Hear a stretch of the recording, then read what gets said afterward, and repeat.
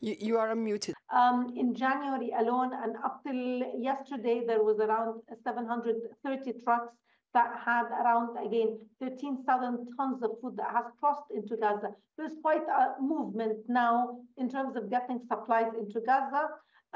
We've also had the convoy that started from Jordan into Gaza, and we've managed to get 6 convoys on behalf of WFP and partners that have crossed since it was opened on the 20th of December. So all of this is like on the good side of things. Problem is that it's extremely difficult to get into the places where we need to go to in Gaza, especially in northern Gaza. So very few assistance has made it beyond the southern part of the Gaza Strip. Yes, indeed, there are questions. So I will start with Gabriela here in the room. I think the risks of having pockets of famine in Gaza is very much still there. The assessment that we've done during the humanitarian pause, which was, I think, around the last week of November, has shown that we do have, that we have more than 500,000 people in Gaza are facing catastrophic food insecurity levels, and the risk of famine increases each day as the conflict is limiting the delivery of, life-saving food assistance to people in need.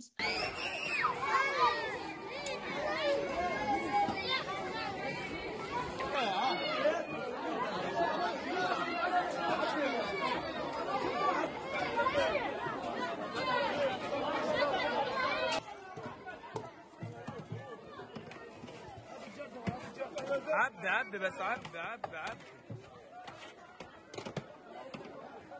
ارجع. So yes, systematic limitation on getting into the north of Gaza, not just for WFP, I think for pretty much everyone. Deliveries shipped to northern Gaza, and if you have any idea of the quantity that has gone from WFP since the start of the conflict. Thank you. Between around 70% rejection to requests to go to the north.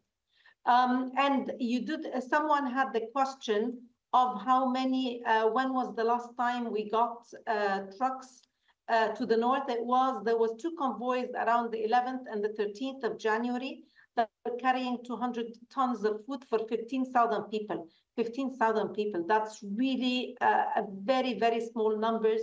And this is why we're seeing people becoming more desperate, being impatient to wait for food distributions because it's very sporadic. They don't get it frequently, and they have no trust or confidence that these convoys will come again.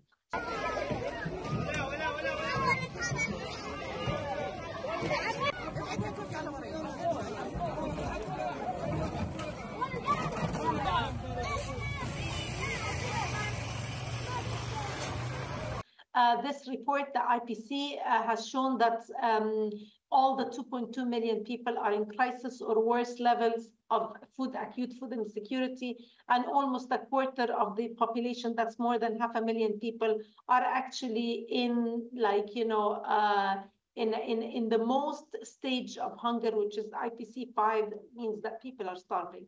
We're also, children that are being evacuated to get treatment on the Egyptian side of the border.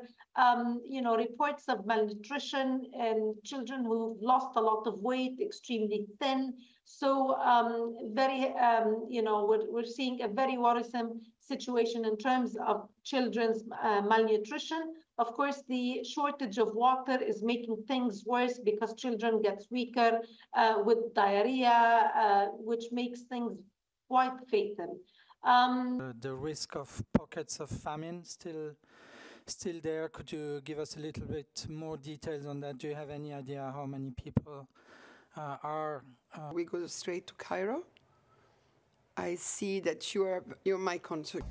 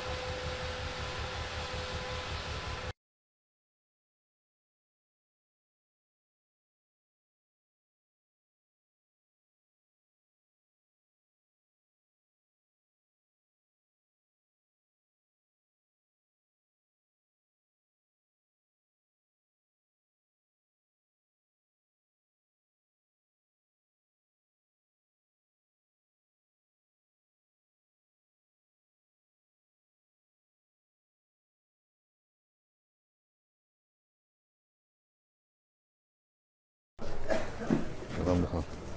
שלום. שלום. שלום. שלום, שלום לכולכם. לעצור עכשיו את המלחמה, מבחינתנו, זה תבוסה, זה לתת לדברים לחזור למה שהם היו, אנחנו רוצים. העם והמדינה, שכזה דבר לא יחזור על עצמו שוב. מקווים מאוד שהמלאכה הזאת תסתיים. היא חייבת להסתיים. חייבת. מחפקת את כל זה, מבחינתה להישאר עד התנאה מלאה. מאיפה אתה? היום מפתח תקווה. תגיד לי את שמך שוב. אורי סדן. עם 8 ילדים ו5 בצבא עכשיו? עם החתנים כן. החתנים. וואו. וואו. כל הכבוד לכם. גם מבחינתי. יש משהו בזה שאנחנו באיזושהי סיטואציה שאנחנו צריכים להרגיש את הרגע הגדול, כמו שאנחנו נמצאים בקריאת ים סוף, יש את השיר שאומר, רואים את הזיעה על מי שלפניך. אני שומע כאן דבר אחד, כל הזמן. להמשיך עד הסוף. עד הסוף. טוב, אני רוצה להגיד לכם דבר אחד. קודם כל, אנחנו גאים בכם. באמת גאים, הלב יוצא. משאירים משפחות, משפחות תומכות, מקריבים, חברים נופלים. המסירות שלכם היא מדהימה, והנחישות שלכם היא מדהימה. והעם כולו מאחריכם. דבר אחד חשוב לי להדגיש בפניכם, אני שואל את זה וגם דורש את זה, וגם מקבל את זה. זה לעשות הכל כדי לשמור על החיים שלכם. יש משימה, המשימה דוהרים קדימה אליה, אבל צריך תוך כדי זה לעשות הכל כדי לשמור על החיים שלכם. זה אחד. דבר שני, אם מישהו אומר לכם, ואומרים כל הזמן, אני שומע בחוץ, אנחנו הולכים להפסיק את המלחמה, המלחמה נגמרה, המלחמה לא נגמרה, היא תיגמר בניצחון מוחלט. לא פחות מזה. 7 באוקטובר זה לא נגמר, כן? היה, נגמר, לא נגמר. אנחנו צריכים לדאוג שזה לעולם לא יחזור. זה מחייב מה שכל אחד ואחד מכם מבקש. פשוט להמשיך עד הסוף, עד הסוף. ואני פשוט גאה בנחישות שלכם. לא פשוט. מצד שני כן פשוט. פשוט להמשיך עד הסוף. ואני מצדיע לכם. מצדיע לכם, ככה. תודה לכם. כשנדרשתי להגיע לכאן, לא היססתי, לא חשבתי לרגע אחד, לא לבוא ולהיכנס ולרדוף. כל הכבוד לך, תן יד.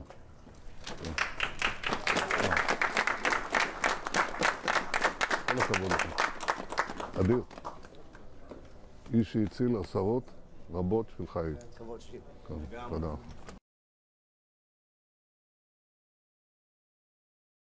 לא מפסיקים. כל מי שמדבר על להפסיק, אין. לא מפסיקים. מלחמה נמשכת עד הסוף. עד הסוף. עד שגומרים אותם. לא פחות מזה. ואני יודע שעזבתם משפחות ושהמשפחות תומכות, זה דבר אדיר. זה הכוח, זה המפתח לניצחון. כבר השארנו פה שני חברים שלנו. אני יודע, לא מעט. וחברים יקרים. בשביל אנחנו ממשיכים. הצבא היא להמשיך. תודה רבה. תודה לך. תודה. תודה לך. תודה לך. איפה המפקד? מח"ט. תודה לך. תודה. חשוב מאוד ומאוד חזק מאוד. וחשוב שידעו שאנחנו, בכל מקום שתגיד לנו, ננצח. לא ליד, לא בערך. עד הסוף. עד הסוף. ננצח. תודה יהודה. תודה רבה. תודה לכם. תודה. תודה רבה חבר'ה. תודה רבה. תודה רבה.